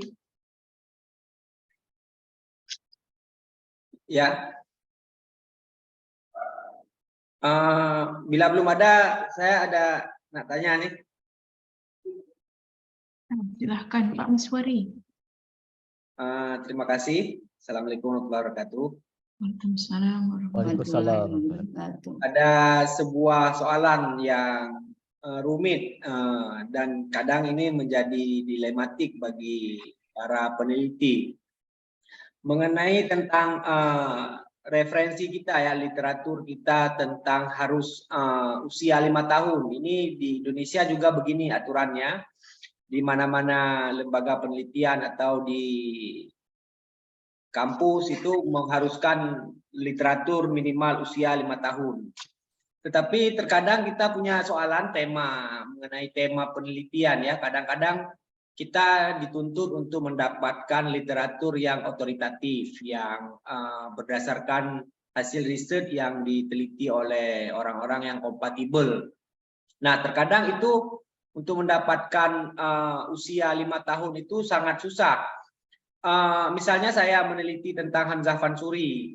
Jadi diminta misalnya mendapatkan literatur usia 5 tahun. Itu sangat sedikit dan nyaris tidak ada. Misalnya saya berada di tahun 2020. Itu kan saya harus menemukan artikel itu usianya dari 2015 sampai 2020. Itu kalaupun ada hanya beberapa, 1 atau 2 malah bisa dihitung jari.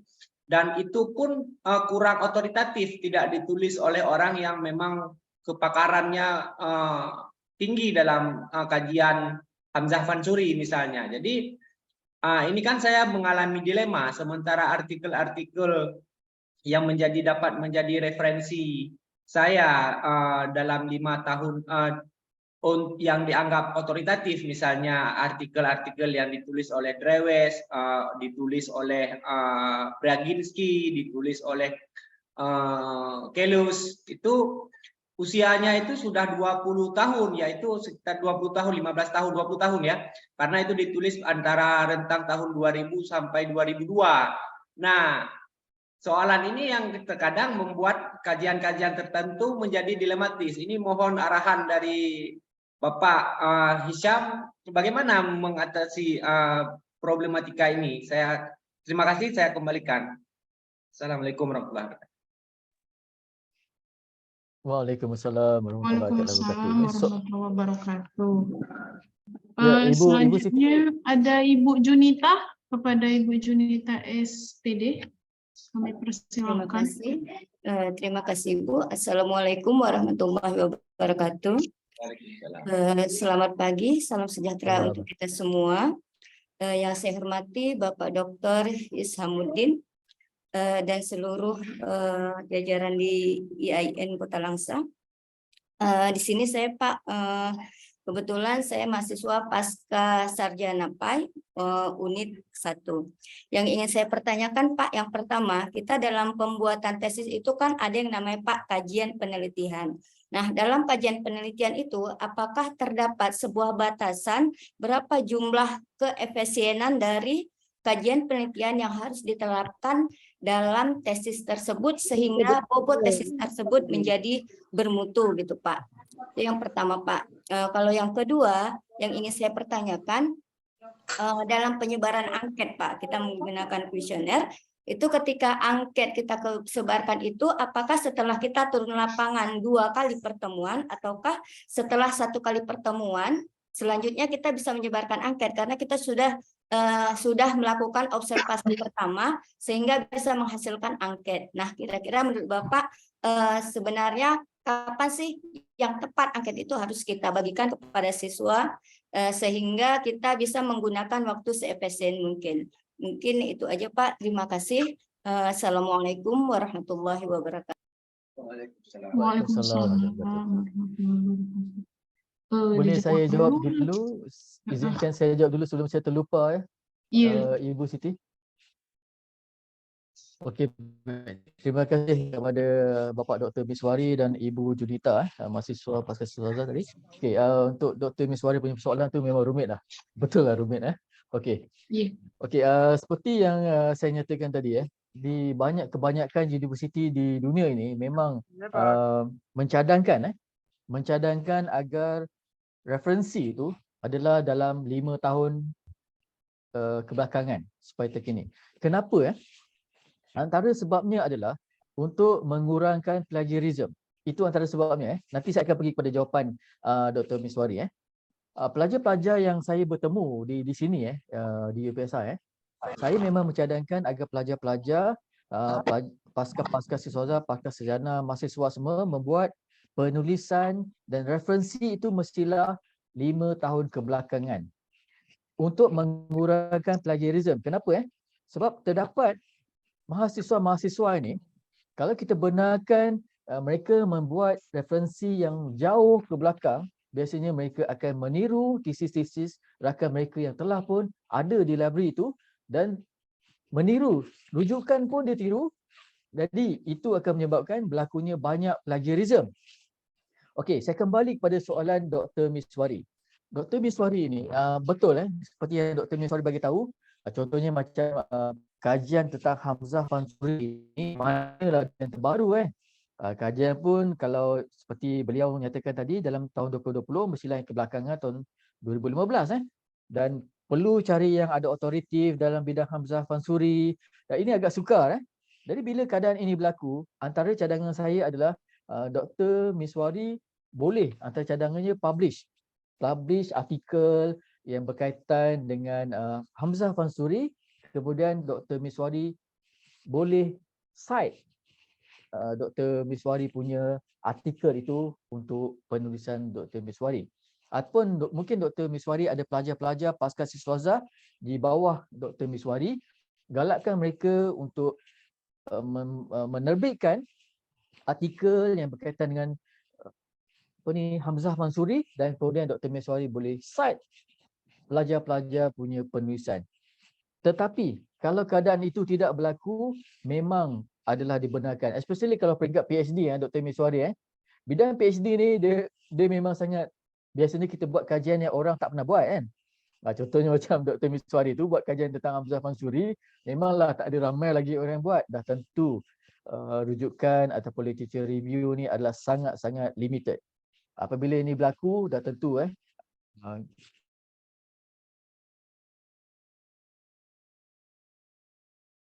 pun mungkin teori rujuk kepada sejarah-sejarah Islam yang mungkin lama, tapi itu tidak menjadi masalah besar. Masih lagi boleh diterima Dr. Miswari.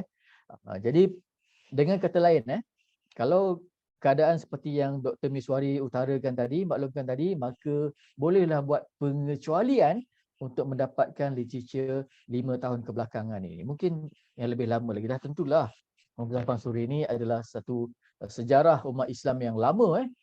Saya pun tak tahu tu Dr. Miswari. Dr. Miswari lebih mahir bila bermulanya sejarah Hamzah Fansuri ni. Dr. Fansuri, kalau boleh saya tahu Dr. Miswari. Ya, dia adalah sufi Melayu yang berkarya itu pada abad ke 15 atau 16 Masehi. Wow, lama tu. Ya. Terima kasih Dr. Miswari. Saya harap saya menjawab soalan Dr. Miswari tu. Kalau saya nak buat kajian tentang Hamzah Fansuri, Dr. Miswari lah antara saya punya rujukan sekarang. Betul tak? Terima kasih Dr. Miswari. Saya menjawab soalan Dr. Miswari. Okey, kemudian saya nak kembali kepada Ibu Junita. Ibu Junita ni berkaitan dengan kajian penelitian. Kajian penelitian ini adalah literature review lah kan? Betul tak? Literature review. Soalannya adalah berapa banyak literature review perlu dilakukan untuk kajian itu dianggap bermutu. Betul Maka jawapan saya ini adalah soalan yang sangat subjektif. Sangat-sangat subjektif. Sama ada kajian itu bermutu ke tidak bukanlah bergantung kepada berapa banyak literature yang dimasukkan. Tetapi apakah literature yang sangat berkaitan yang dimasukkan dalam kajian tersebut. Jadi dengan kata lain, untuk menentukan sama ada kajian itu bermutu ataupun tidak, pemilihan literature review itu kenalah yang paling rapat, yang paling dekat, yang paling relevan dengan skop kajian kita. Okey, itu akan menyebabkan kajian kita adalah bermutu. Okay? Berbanding dengan banyak sangat literature review tetapi kurang relevan. Okay? Itu jawapan yang pertama. Soalan pertama. Bagi soalan kedua, saya tidak berapa faham, saya minta maaf tentang angket ni. Angket ni saya rasa dosen-dosen Institut Agama Islam Negeri ni insyaAllah akan memberikan jawapan kepada Ibu Junita. Yang ni saya minta maaf, saya tak boleh nak jawab. Ya? Pak, terima kasih Bapak. Sama-sama. Kembali kepada saudari Ibu Dedek Nur Siti Khadijah. Terima kasih Pak. Ada lagi para peserta yang ingin bertanya? Mungkin karena ilmu yang diberikan beliau ini cukup luar biasa mantap ya, karena semua penelitian dibahas, kemudian ketika kita membahas atau menggunakan penelitian kuantitatif, kita sudah tahu arahnya mau cari kemana, kayak gitu. Hasilnya nanti bagaimana kita sudah tahu dari penjelasan Bapak. Ada soalan lagi tak, mahasiswa?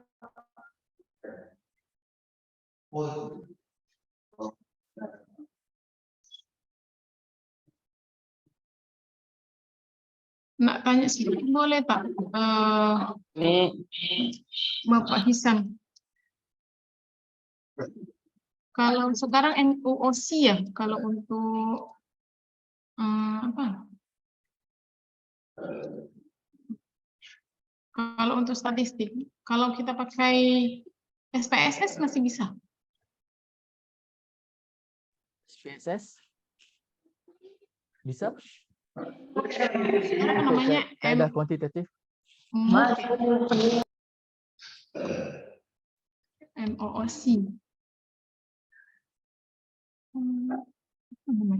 Masih bisa kan untuk digunakan untuk penelitian kualitatif, dan itu berlaku untuk internasional atau hanya untuk regional ya Pak? Saya tadi macam terputus-putus. Saya boleh ulang balik soalannya Ibu Siti? Kalau sekarang kan ada aplikasi yang baru tuh, saya lupa pula namanya, MUU ya. Amos. Saya dia yang setara dengan SPSS. Oh, sudah tentu boleh. Sudah tentu. Oh. Okey, bagus soalan tu Ibu Siti Boleh saya jelaskan tentang persoalan tu? Okey. Boleh saya jawab soalan tu Ibu Siti? Oh, boleh, silakan. Okey. Terima kasih. Kalau kita nak membuat analisis statistik untuk kaedah kajian kuantitatif, kita bukan saja kena bergantung pada SPSS. SPSS tu hanyalah salah satu software yang ada.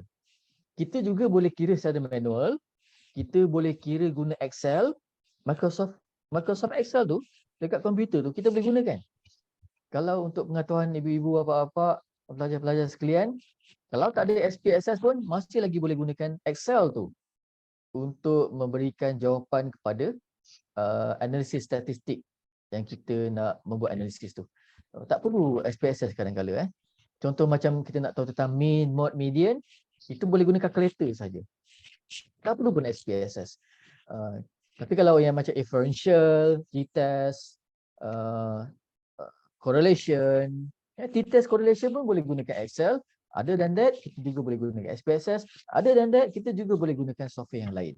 As long as dia menjawab kepada persoalan kajian kita dan bagaimanakah bentuk analisis yang kita perlukan sebagai output analisis.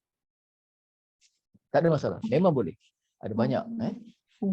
Tidak harus Amos atau Liswell itu nggak perlu lah ya. Itu bergantung pada persoalan kajian kita. Kalau persoalan kajian kita tu nak melihat tentang factor loading di antara sesuatu perkara dengan sesuatu perkara, ataupun tentang kemahiran tajwid dengan kelancaran membaca Al-Quran, adakah terdapat korelasi? So kita boleh gunakan Amos lah, nak tengok factor loading dia. Adakah berkaitan rapat ataupun tidak. Kan? Ya. Terima kasih Pak. Mungkin mahasiswa yang lainnya ada soalan Pak? Student? Jangan malu, tanya saja. InsyaAllah saya cuba jelaskan secara ringkas untuk mudah dipahami. Untuk makluman semua, saya semasa lepas saya ada pelajar daripada Indonesia, pelajar Lombok. Dan pelajar daripada Lombok ini ada seorang, dia langsung tidak pandai menggunakan analisis statistik sebab bidang mereka adalah bidang agama Islam, tidak pernah gunakan statistik.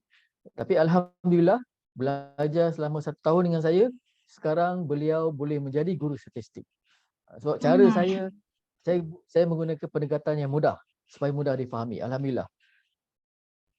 Jadi lebih efektif itu menghitung sendiri atau pakai aplikasi? Lebih akurat? Okey. Dua-dua pun akurat. Tapi kalau nak mudah, gunakan aplikasi. Lebih cepat. Okey. Jangan takut dengan statistik. Sebagai umat Islam, kita kena belajar ilmu yang baru. Keep on belajar ilmu yang baru.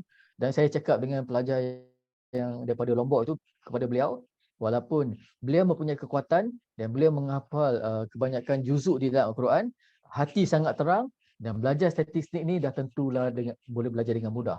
Sebab hati dah terang, boleh hafal ayat Al-Quran yang banyak, belajar statistik ni dah tentulah akan mendapat kemudahan insya-Allah. Tak susah, senang saja.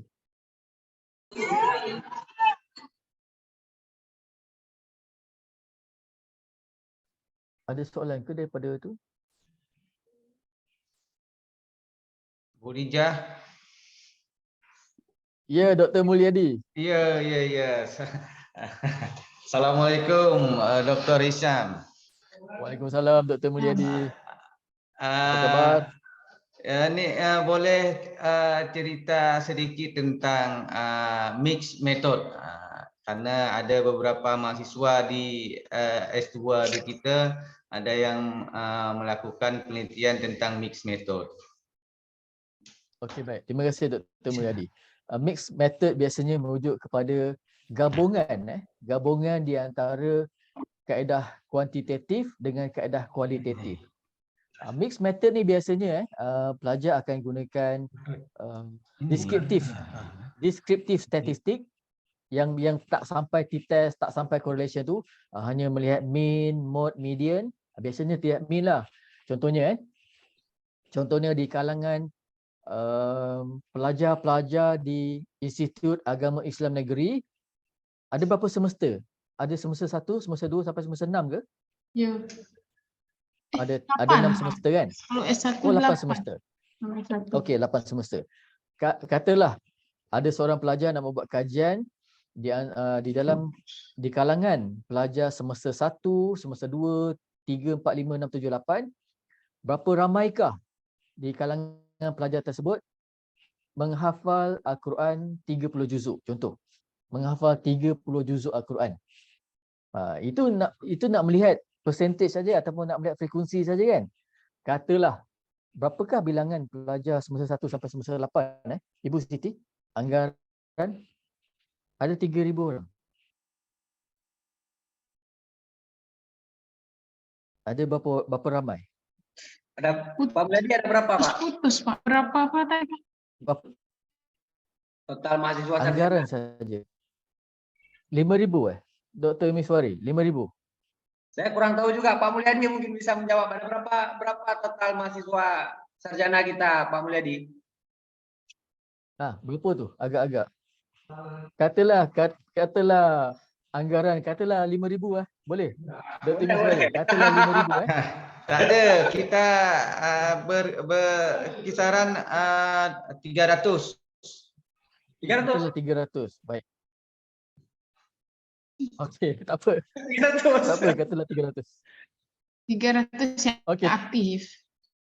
Okay. Katalah dari semester 1 sampai semester 8 ada 300 orang pelajar pasca Ustazah. Di kalangan 300 itu berapa ramai yang boleh menghafal Al-Quran 30 juzuk? Okey, katalah daripada 300 tu ada 299 orang. Contoh Maka daripada 300 itu 299 menghafal 30 juzuk. So itu adalah statistik frekuensi frekuensi.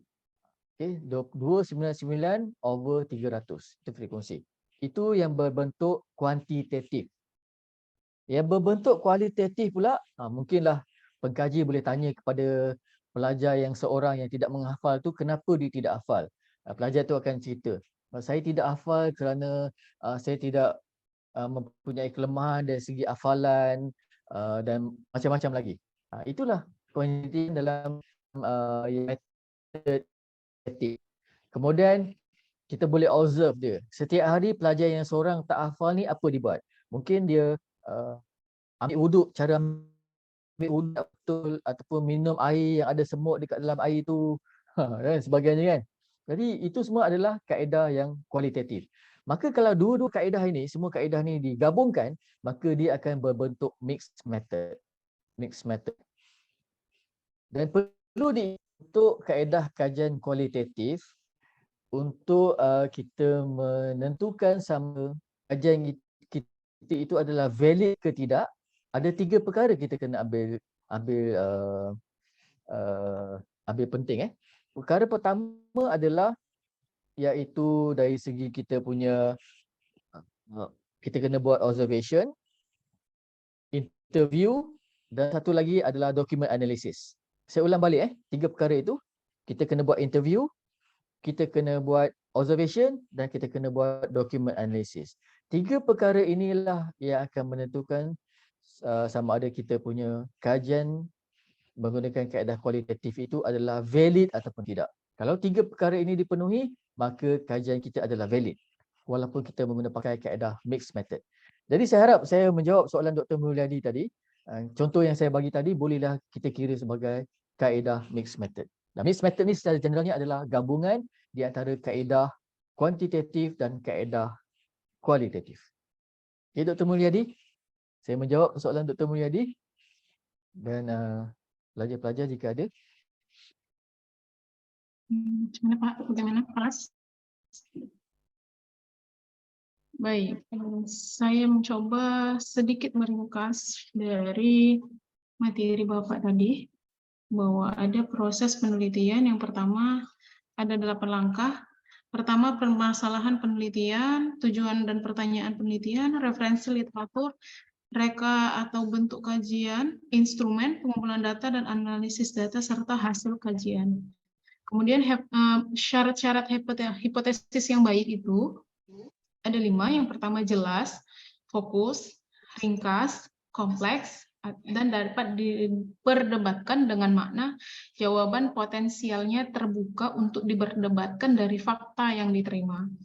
Kemudian ada macam-macam riset method atau metodologi penelitian, kualitatif, kuantitatif, analisis, dan mixed method. Kemudian menentukan instrumen sesuai konteks penelitian, itu ada 10 langkah. Yang pertama atau 10 macam ya. Pertama, serapan, survei, studi kasus, etnografi, historis, evaluasi pengukuran, ilmu murni dengan rincian eksperimen dan observasi, tindakan, longitudinal atau membujur, dan yang terakhir ada penyelidikan. Jadi dalam metode kuantitatif itu ada populasi and sample, diantaranya adalah salah satunya caranya ada random sampling and snowball sampling seperti itu. Mungkin mahasiswa bisa lebih banyak mengambil ilmu-ilmu yang disampaikan oleh beliau. Jadi menulis dengan benar masalah penelitian itu. Yang pertama ada ideal, reality, implikasi atau akibat, dan jadi apa seperti atau hasilnya seperti itu ya. Jadi memang dari awal beliau ini menjelaskan kepada kita bahwa dari mulai awal penelitian sampai nanti hasilnya itu yang baik itu bagaimana. Jadi mudah-mudahan para mahasiswa nantinya ketika menyelesaikan tesis ataupun membuat penelitian untuk menulis di jurnal-jurnal baik nasional maupun internasional sudah paham arahnya kemana. Ketika Anda menggunakan metode kualitatif, Anda akan mengambil hasil penelitian atau proses penelitian yang mana, seperti itu kuantitatif, analisis, dan mixed method. Bagaimana langkah-langkah penyelesaian dari penelitian yang Anda akan kerjakan atau Anda teliti seperti itu. Mungkin ada soalan terakhir tak? Mahasiswa pasca sarjana Institut Agama Islam Negeri, ada soalan lagi tak? Sepertinya sudah paham ya, mudah-mudahan. Jadi nanti ke depan membuat tesis dan penelitian tidak lagi bingung gitu ya Pak ya. Masuk acara terakhir, closing statement oleh Bapak Dr. Hishamuddin bin Ahmad. Kami persilahkan, waktunya 10 menit. Okey, terima kasih kepada Ibu Nur Siti Khadijah. Saya amat menghargai jemputan ini. Saya harap perkongsian ini bolehlah memberikan manfaat kepada kita semua, terutamanya kepada pelajar-pelajar pasca sarjana dan pelajar pasca sarjana ni memang kalau kita nak buat penulisan tu banyak aspek yang kita perlu lihat. Saya lupa nak beritahu tadi, apabila kita membuat penulisan list of reference kat bahagian belakang sekali tu, dan setiap apa sahaja citation yang ada dalam penulisan kita tu mestilah ada dalam list of reference kat belakang tu. List of reference tu kalau di sini UPSI kita menggunakan pakai APA style. Di Institut Agama Islam Negeri saya tak pasti, mungkin gunakan APA style ataupun mungkin ada banyak lagi style penulisan rujukan yang lain. Jadi itu bergantung pada institut pendidikan masing-masing. Dan saya juga amat berterima kasih, nak merakamkan terima kasih saya bagi pihak UPSI pada Rektor Institut Agama Islam Negeri Zawiyah Chot Kala Langsa di Aceh, Indonesia, kepada Dr. H. Basri Ibrahim, dan juga kepada Direktur Pasca Sarjana Institut Agama Islam Negeri Langsa iaitu Dr. Zulkarnaini, juga kepada Dr. Mulyadi yang selalu kontak saya sejak pada awal lagi, kontak saya melalui WhatsApp, yang sebagai ketua jurusan program Pasca Sarjana, juga kepada Dr. Miswari sebagai host. Sebagai host, terima kasih Dr. Miswari, sangat sporting. Dr. Mulyadi sangat sporting juga, bersama-sama kita, kepada pelajar-pelajar Pasca Sarjana, kepada dosen-dosen juga tidak lupa, minta maaf dosen-dosen yang sudah hadir bersama kita di sini, dan juga kepada Ibu Dedek Nur Siti Khadijah yang bagi pantun kepada saya dan saya tak mampu nak jawab, saya tak kerti nak jawab. Hebat sangat hebat pantun tu. Terima kasih. Semoga insya-Allah nanti di lain masa ada rezeki kita berjumpa secara bersemuka dan bolehlah kita berkenalan lebih rapat lagi dan berkolaborasi dengan cara yang lain lagi. Banyak lagi cara kita boleh berkolaborasi, dan insya-Allah kalau ibu-ibu, bapa-bapa, dosen-dosen, pelajar-pelajar datang ke Malaysia ni, datang ke UPSI, carilah saya di Fakulti Pembangunan Manusia. InsyaAllah kita boleh keluar minum-minum, ngobrol-ngobrol dan bercerita tentang kolaborasi yang akan datang. So, terima kasih sekali lagi, terima kasih banyak-banyak. Minta maaf di atas apa saja kekurangan daripada pihak saya, dan saya sudahi dengan perjumpaan ini dengan tasbih kifarah, subhanakallahumma wa bihamdika asyhadu an la ilaha anta asyhadu astaghfiruka wa atubu ilaik. Assalamualaikum warahmatullahi taala wabarakatuh. Waalaikumsalam warahmatullahi wabarakatuh. Terima kasih kami ucapkan kepada Bapak Dr. Hishamuddin bin Ahmad yang telah menyampaikan paparan materi dan menjawab semua pertanyaan dari mahasiswa dan Bapak dosen sekalian. Acara kami tutup dengan doa kafaratul majelis. Subhanakallahumma wa bihamdika asyhadu an la ilaha illa anta astaghfiruka wa atubu ilaik. Hari Senin membeli nasi ketan, beli ketan di warung Pak Kadir. Terima kasih kami ucapkan kepada seluruh peserta dan para pejabat yang hadir. Tak lupa pula saya hatur maaf kepada seluruh peserta dan para audiens di Zoom meeting, kekurangan dan kehilapan, kesempurnaan. Bila ada salah kata dan perbuatan, saya akhiri dengan Assalamualaikum warahmatullahi wabarakatuh. Semua kita sehat semoga, dan ilmu yang diperoleh berkah dan Allah berkahi kehidupan kita. Assalamualaikum warahmatullahi wabarakatuh. Waalaikumsalam warahmatullahi wabarakatuh. Semuanya diharapkan agar dapat membuka videonya supaya kita dapat berfoto bersama-sama dengan Dr. Hishamuddin sebagai tanda penutup daripada acara kita. Mohon semuanya agar membuka membuka video ya supaya kita dapat foto bersama-sama ya, difoto melalui print screen ya. Terima kasih atas kesediaannya membuka fotonya. Silahkan semuanya dibuka foto sekaligus biar bisa kita melihat para partisipan kita, Dr. Hitam juga bisa melihat para partisipan. Silahkan dibuka videonya.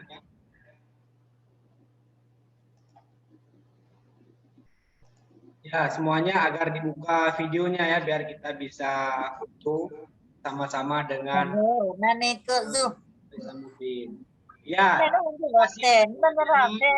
hadir dalam partisipasi acara ini, khususnya kepada Dr. Hisamuddin, terima kasih banyak telah hadir dalam acara kita. Terima kasih kepada Bapak Dr. Zulkarnaini yang telah menjadi penanggung jawab acara kita.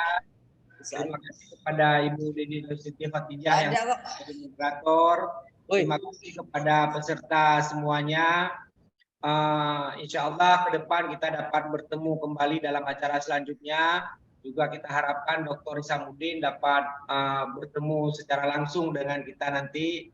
Mudah-mudahan insya Allah, dan kita berharap dapat menjalin kerjasama yang lebih serius di masa akan datang bersama UPSI dan IAIN Langsa. Terima kasih semuanya.